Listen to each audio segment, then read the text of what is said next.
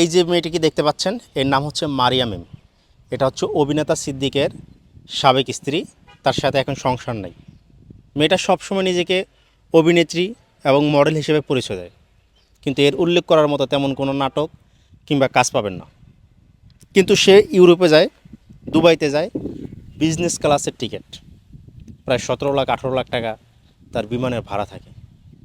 কোনো কাজ ছাড়া সে 17 লাখ 18 লাখ টাকা শুধু বিমান ভাড়ার পিছনে খরচ করে কীভাবে? পৃথিবীর যে প্রেক্ষাপট, আপনি দেখবেন যে ChatGPT, AI অনেক মানুষের চাকরি খেয়ে দেয়, কিন্তু এদের চাকরি খাইতে পারবে না।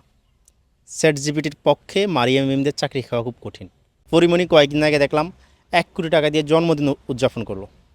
1 কোটি টাকা দিয়ে জন্মদিন উদযাপন করলো, এবং তাকে যে গিফটটা দেওয়া হলো 22-25টা আইফোন, বিভিন্ন বড় বড় গিফট, সব বড় বড় কোম্পানির মালিক, বিভিন্ন বড় বড় প্রতিষ্ঠানের অথরিটিরা তাকে দিচ্ছে।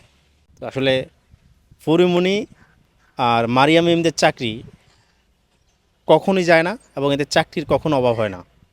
আর ChatGPT কিংবা কোনো প্রযুক্তি এদের কর্মসংস্থান খাইয়ে দিতে পারবে না। এদের কর্মটা কি সেটা বুঝে নেন।